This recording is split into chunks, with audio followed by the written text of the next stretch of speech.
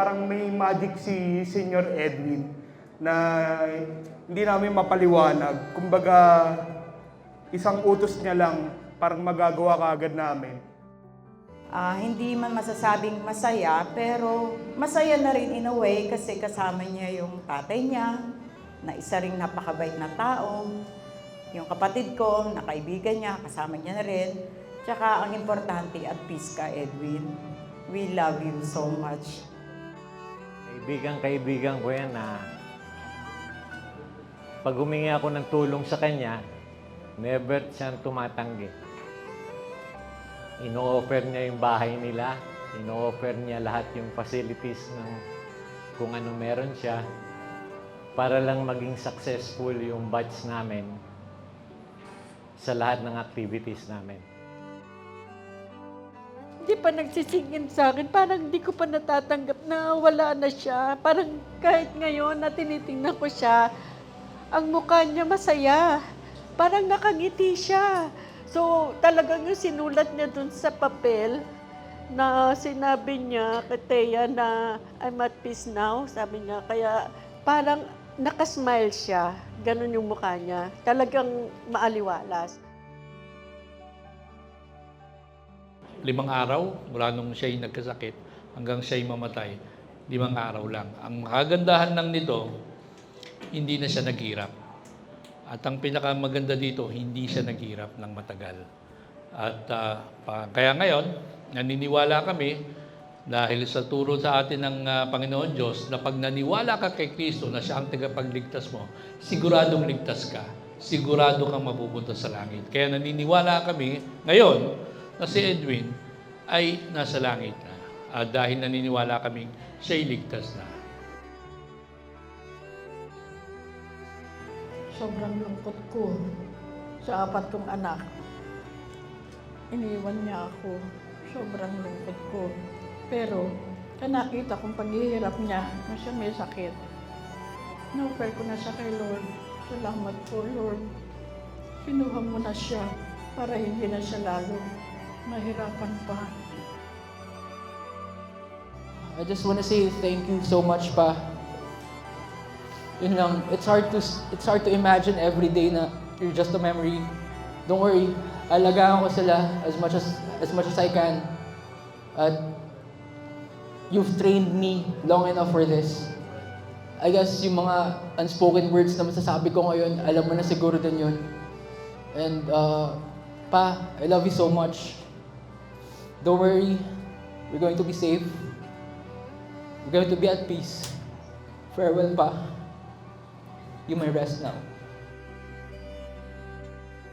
Habang nagbabantay ho kasi ako sa hospital, hindi ko kasi kayang tingnan yung tatay ko na nakatulog. Naka-intubate. Kaya tumatagal lang ho ako sa ICU ng 3 minuto. Lalabas ho ako kasi umiyak po talaga ako. Hindi ko ho kaya yung ganun. Kasi malakas ho yung tatay ko. Malakas po siyang tao. Alam ko, si God, full of miracles yan eh. Pero minsan sa buhay natin, may mga no din tayong matatanggap kay Lord kasi may purpose siya. Nag-9th cycle na, hindi ko na pinapot ang pang-10. Sabi ko na lang, Papa, congrats! Finish line ka na. Road to forever ka na kay Lord. Thank you sa 57 years mo. Thank you sa pag-alaba sa amin pa. Pinaka-the best kang tatay pa sa lahat-lahat.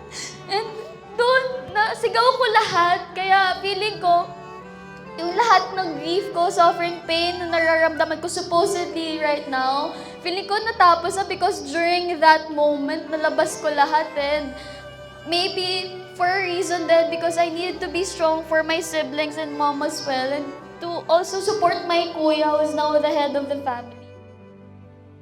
Merong time kasi na parang nawawala na siya ng pag-asa. Tapos nung pupunta na kami kila kuya, doon siya nabubuhayan ng pag-asa. Sa pagdadasal, sa araw-araw na before starting the day, magdadasal talaga. Ang aim or goal for everyone is not just to work and work. We have to work to get to know Christ and to be with Christ. Ating sole purpose is to make a home run na makilala ang Panginoon. at mapalapit sa Kanya.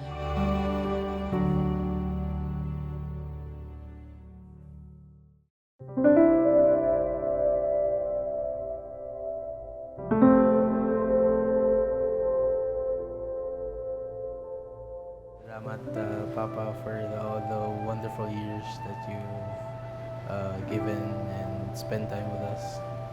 Thank you for the wonderful memories. Thank you for everything. I hope you rest well.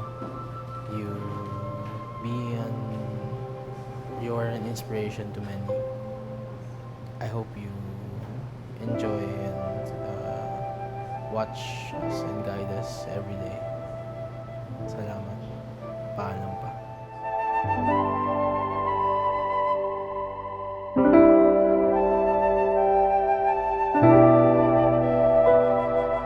Thank you, Papa, for everything. Thank you for giving us this wonderful life. Thank you for allowing us to experience itong buhay sa mundong ito. And thank you for giving us a wonderful parents and a wonderful siblings like Kuya and Piolo. Mag-iingat ka dyan and see you in heaven, Papa. Paalam! Thank you for everything that you have done to us. Don't worry a lot if you're gone. We'll be alright dito. And I just want to say salamat sa lahat ng nagawa mo. Hindi lang para sa amin, kundi para sa akin din. But I'll see you when the sky's open for me. Paalam pa. Au revoir. Farewell. Bye-bye. Love you.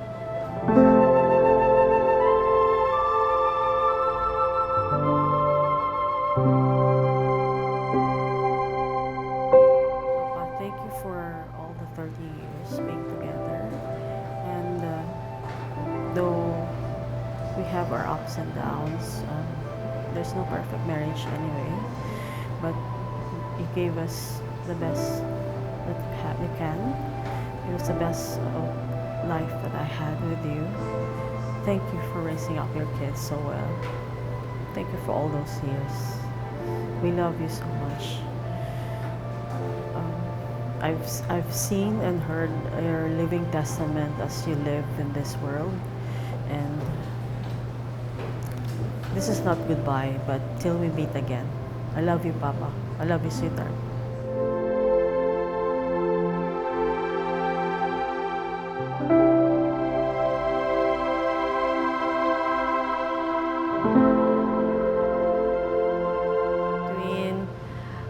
Okay na ako ngayon.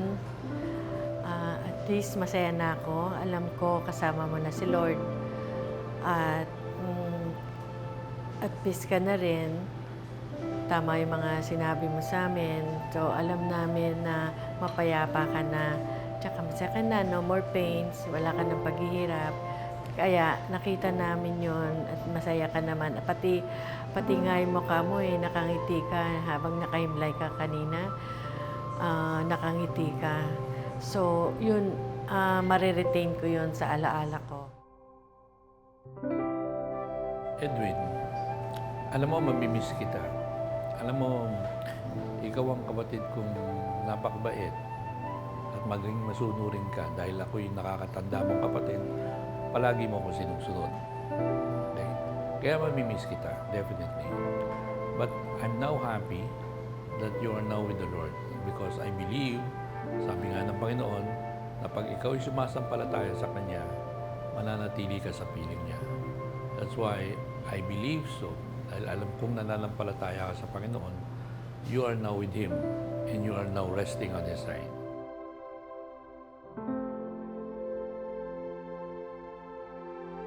Wait for me in heaven.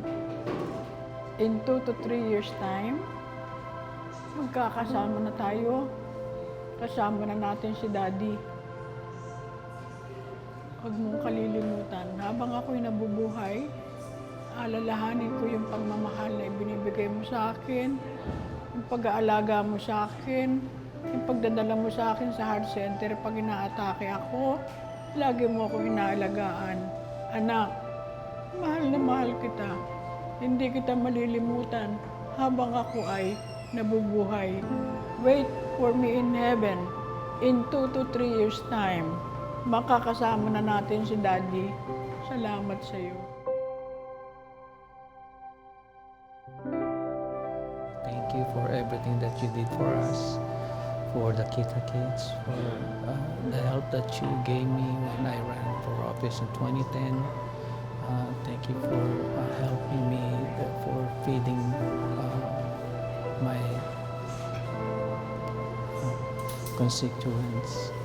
And thank you for opening your home for us every time. I go home, you're always there. You always make us laugh. And again, thank you so much.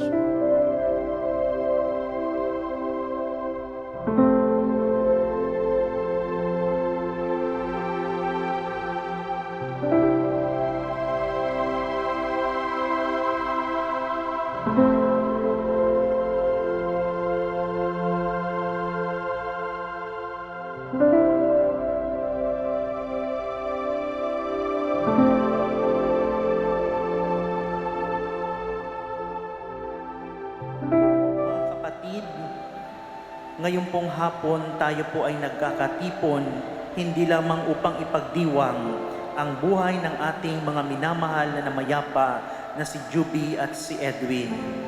Ngunit upang patuloy po na magdasal para po sa kanilang kaluluwa.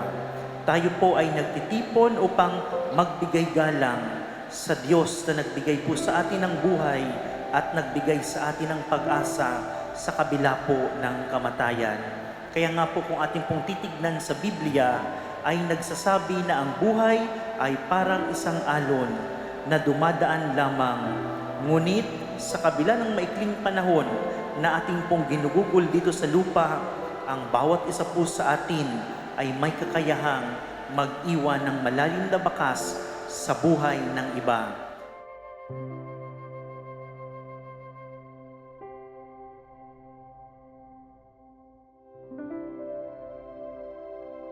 Kaya nga po inaalala natin ngayon ang buhay ng ating mga minamahal na namayapa na si Juby at si Edwin. Sa kanilang buhay, sila po ay nagpakita ng kanilang pagmamahal sa Diyos at sa kanilang kapwa. Sa kanilang mga salita at gawa, sila po ay nagpakita ng kanilang pananampalataya. Kaya nga po, napakahalaga po sa ating mga kapatid kay Kristo na pinapahalagahan po natin yung ating pananampalataya sa Diyos, yung ating spiritual life. Kasi nga po, ito dapat nina-nourish natin. Kasi nga po, ito po ang dadalhin po natin pag tayo po umarap na sa ating Panginoong Diyos, na dapat may malalim na pananampalataya tayo sa Diyos. At yun nga po, yung pagiging mabuti po natin sa ating kapwa.